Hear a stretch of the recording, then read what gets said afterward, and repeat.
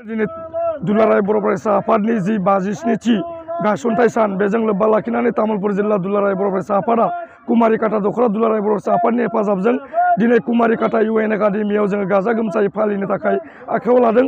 बेजोंनो लोगोसे जोंहा दिनै गोबां हाबाफारि लानाय जादों। मानो होनबा दुलाराय बर' फरायसा आफादा दिनै 52 बोसोराव आगान होबाय। दा बेजोंनो लोब्बा लाखिनानै जोङो फुङाव जे जोंनि दुलाराय बर' फरायसा आफादनि जि गोथार आर'ज बेखौ जोङो सेथि हाबाफारि हिसाबै लानाय जायो। बेनिनो जिहेथु जोंहा दुलाराय बर' फरायसा आफादनि जि गोथार फिरफिला बेखौ जोङो नैथि हाबाफारि हिसाबै लानाय जायो।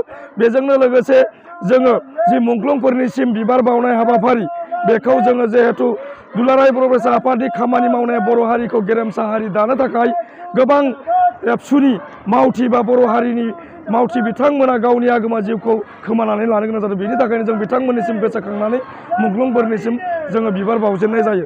बेजोंनो लोगोसे बड'फा उपेन्द्रनाथ ब्रह्मनि मुसुखायाव जोङो सावगारियाव बिबार बावनाय हाबाफारिखौ लानाय जायो। मानो होनब्ला बड'फानि जि मोनसे सान्थौ बड'फानि नाजानायजोंनो जोङो दिनै बर' हारिया नैबे अबस्थासिम सफैनो हादों। बेजोंनो लोगोसे जिहेथु दिनैनि दिनाव गोबां फरायसुला बिथांमोना बा जोङो एबसुआ मोनसे गोथार हान्जा जाय अरायसमबो जोङो हिंसाखौ जों मालाबाबो लुबैया जोङो मोनसे डेम'क्रेसि फरायसा आफाद। बेनिखायनो जोङो अरायसम गोजोनखौ लुबैयो।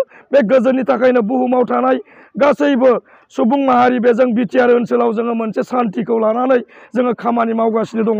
बेनिखायनो सान्थिनि थाखाय बिभिन्न जाथि जनगोष्ठी बे ओनसोलाव जों बयबो थांनानै थानांगोन।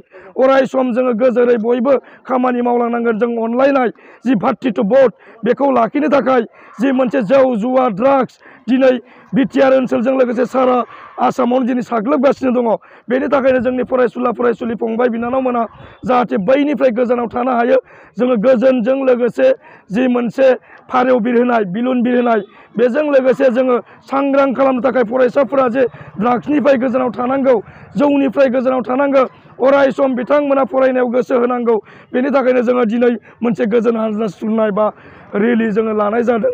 बेनिखायनो आं खावलायनो लुबैदों दिनै दुलाराय बर' फरायसा आफादा फैयै 1967 मायथाइनि 15 फेब्रुवारियाव जोनोम मोननानै दिनै 52 बोसोराव आगान होफैबाय।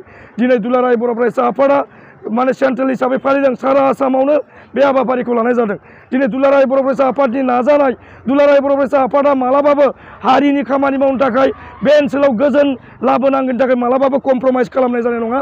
दिनै 52 बोसोराव जोङो खामानि मावनायजों लोगोसे दिनै तामुलपुर जिल्ला दुलाराय बर' फरायसा आफादाबो बे मेसेजखौनो होगोन जाहाथे बे बुहुमाव थानाय गासैबो बिभिन्न जाथि जनगोष्ठीया जों खौसेयै थानो हायो।